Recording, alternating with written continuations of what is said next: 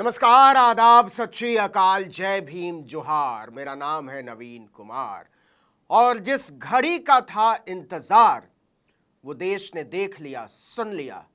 आम आदमी पार्टी के प्रमुख और दिल्ली के मुख्यमंत्री अरविंद केजरीवाल ने पहले से गर्म चल रही दिल्ली को और गर्म कर दिया।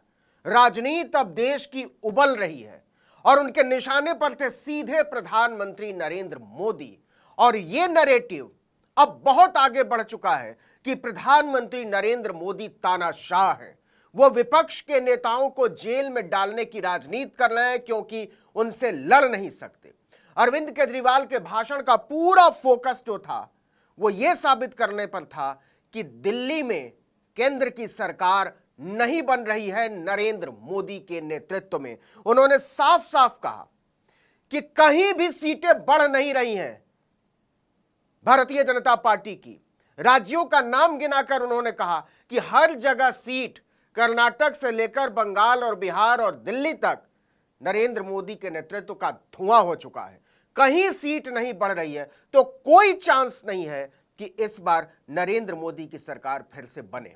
मेरा अपना आकलन है कि 4 जून के बाद इनकी सरकार नहीं बन रही, मोदी सरकार नहीं बढ़ कहां रही है। बड़े एक भी जगह इनकी सीटें नहीं बढ़ रही हैं। मेरा अपना मानना है और सट्टा बाजार में भी वो जो चल रहा है, इनकी 220 से 230 के बीच में सीट आ रही है, उससे ज्यादा सीट नहीं आ रही। मोदी सरकार नहीं बन रही है, केंद्र में इंडिया गठबंधन की सरकार बन रही है। आम आदमी पार्टी उस सरकार का हिस्सा होगी, दिल्ली को पूर्ण राज्य दिलाएंगे। इसके बाद जो एक बड़ी दिलचस्प और बड़ी महत्वपूर्ण बात अरविंद केजरीवाल ने कही और उससे गर्मी बहुत बढ़ गई है क्योंकि भारतीय जनता पार्टी को ही लपेट लिया है कि भारतीय जनता पार्टी के बाकी नेता तो सबसे ज्यादा पीड़ित हैं। भाजपा के बड़े बड़े नेता खुद चाहते हैं कि नरेंद्र मोदी से मुक्ति मिले। अरविंद केजरीवाल ने कहा कि अगर सरकार बन गई, मान लीजिए कि किसी सूरत में सरकार बन भी गई, तो 2 महीने के भीतर योगी आदित्यनाथ को हटाया जाएगा। योगी आदित्यनाथ उत्तर प्रदेश के मुख्यमंत्री नहीं रहेंगे, उन्हें कुर्सी से हटा दिया जाएगा।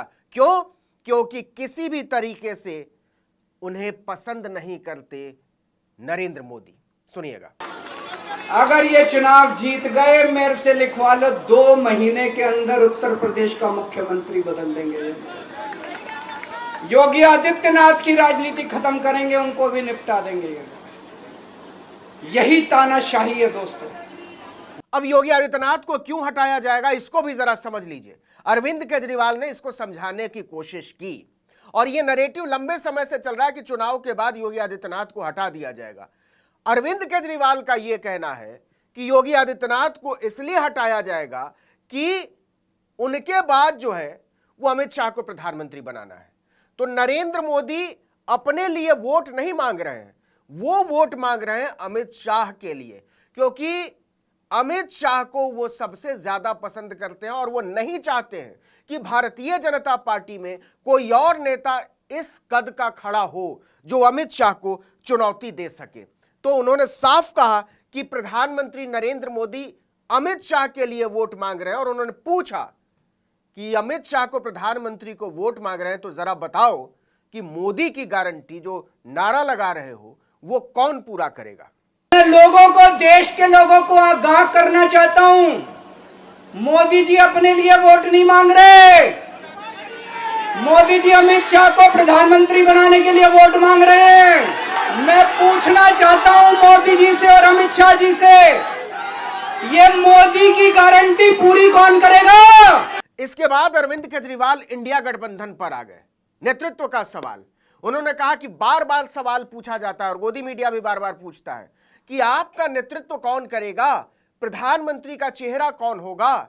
इसका जवाब अरविंद केजरीवाल ने एक सवाल के शक्ल में दिया और उन्होंने पूछा कि भाजपा वालों को बताना चाहिए कि आपका प्रधानमंत्री कौन होगा, क्योंकि नरेंद्र मोदी ने ही कानून बनाया था कि 75 साल पार करने वाले लोग मार्गदर्शक मंडल में बिठा दिए जाएंगे। इसी फॉर्मूले के आधार पर आपने यशवंत सिन्हा से लेकर लाल कृष्ण आडवाणी और मुरली मनोहर जोशी जैसे बड़े बड़े नेताओं को निपटा दिया। तो अगले साल तो मोदी भी 75 साल के पूरे होने वाले हैं, तो फिर क्या होगा?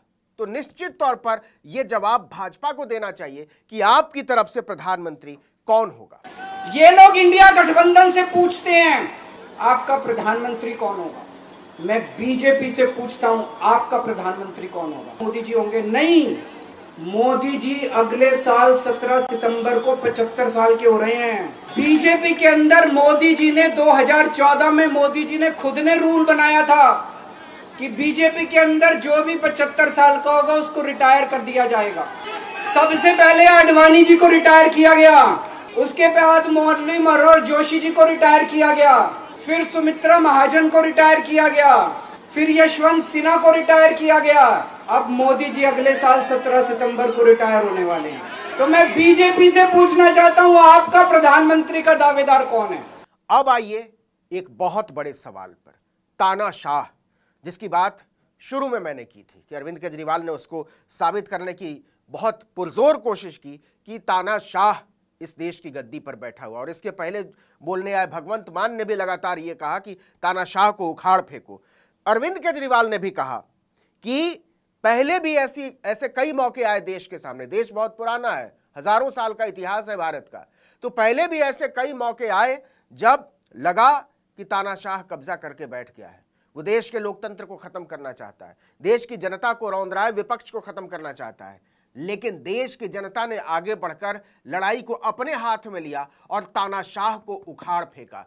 तो अरविंद केजरीवाल ने अपील की कि देश की गद्दी पर इस समय एक तानाशाह बैठा हुआ है और इस तानाशाह को उखाड़ फेंको। 4000 5000 साल पुराना हमारा देश है। इसके पहले पिछले 4000 साल में कई मौके आए जब इस देश के ऊपर तानाशाहों ने कब्जा करने की कोशिश की, लेकिन हमारे देश के लोगों ने उन तानाशाहों का तख्ता उखाड़ के फेंक दिया। आज एक तानाशाह इस देश से जनतंत्र खत्म करना चाहता है। इसके बाद केजरीवाल एक कॉन्स्पिरेसी थ्योरी की बात करते हैं कि मोदी का इरादा क्या है, वो क्यों बार बार नारे उछालते हैं, कभी 300 पार कभी 400 पार। वो चाहते क्या हैं? वो चाहते हैं कि इस देश में उनका राज हमेशा कायम रहे और उन्हीं का राज कायम रहे, कोई उनको चुनौती न दे। तो केजरीवाल ने कहा कि भारतीय जनता पार्टी और भारतीय जनता पार्टी से ज्यादा खुद नरेंद्र मोदी और अमित शाह एक फॉर्मूले पर चल रहे हैं, एक अभियान छेड़े हुए हैं और वो अभियान है वन नेशन वन लीडर। और इस अभियान के तहत जहां जहां इस समय विपक्ष की सरकारें हैं, उन सभी राज्यों के मुख्यमंत्रियों को, उन सभी दलों के बड़े नेताओं को गिरफ्तार किया जाना है। अरविंद केजरीवाल ने कहा कि आप लिख कर ले लो कि अब अगर सरकार बन गई तो अगला नंबर बंगाल के मुख्यमंत्री ममता बनर्जी का होगा, ये तानाशाह उनको जेल में डालेगा, अरविंद केजरीवाल ने कहा। उसके बाद तेजस्वी यादव को डाला जाएगा, आरजेडी के नेता को, तमिलनाडु के मुख्यमंत्री स्टालिन को डाला जाएगा, केरल के मुख्यमंत्री पिनरई विजयन को डाला जाएगा। तो अरविंद केजरीवाल ने कहा कि अगर विपक्ष विहीन राजनीति करने का सपना देख रही है भारतीय जनता पार्टी और उसके नेता नरेंद्र मोदी, तो ये होने वाला नहीं है। इस देश के लोग मिलजुल कर इसको उखाड़ फेंकेंगे। और उन्होंने खुद कहा कि 24 घंटे होते हैं दिन रात में, लेकिन मैं इस तानाशाह को उखाड़ फेंकने के लिए 24 घंटे में से 36 घंटे का वक्त निकालूंगा। एक बेहद खतरनाक मिशन चालू किया हुआ है प्रधानमंत्री जी ने, बहुत ही खतरनाक। उस मिशन का नाम है वन नेशन वन लीडर। देश के सारे नेताओं को खत्म करना चाहते हैं मोदी जी।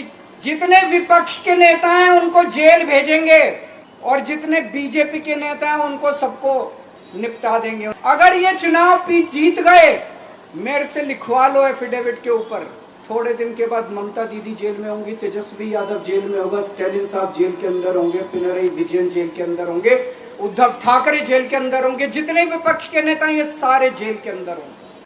तो ये अपने आप में बहुत दिलचस्प भी है और बहुत गर्माहट भी दिखाई दे रही है। अरविंद केजरीवाल के बाहर आने से देखिए भारतीय जनता पार्टी में बेचैनी भी है और बौखलाहट भी है, क्योंकि अरविंद केजरीवाल की जो अपील है उसका असर बहुत गहराई तक है। वो महिलाओं की बात करते हैं, वो बच्चों की बात करते हैं, वो भारत माता के नारे लगाते हैं, वो मंदिरों की बात करते हैं, प्रभु की कृपा की बात करते हैं। तो एक तरीके से देखा जाए तो अरविंद केजरीवाल उन सभी गुणों से लैस हैं जिससे प्रधानमंत्री नरेंद्र मोदी वार करते हैं अपने विरोधियों पर। और अब वही फॉर्मूला, बल्कि उससे ज्यादा कारगर फॉर्मूला लेकर अरविंद केजरीवाल लोगों के बीच जा रहे हैं और अपील कर रहे हैं कि इस तानाशाह को उखाड़ फेंको, इस तानाशाह को एक पल भी गद्दी पर बैठे रहने का हक मत देना, नहीं तो लोकतंत्र खत्म हो जाएगा, संविधान खत्म हो जाएगा, विपक्ष खत्म हो जाएगा और आइडिया ऑफ इंडिया पर यह आदमी हमला करेगा। और आखिर में जिस तरीके से अरविंद केजरीवाल ने प्रभु कृपा की बात की, जो मैंने थोड़ी देर पहले कहा था, उसको जरा सुनिए कि कैसे उन्होंने अपनी बात खत्म की कि देश खुश रहे, प्रभु की कृपा बनी रहे। सुनिएगा। मेरे जेल जाने से बहुत लोग भावुक हुए, खासकर मेरी माँ, बहनें, महिलाएं बहुत रोई, कईयों ने बहुत मन्नतें मांगी।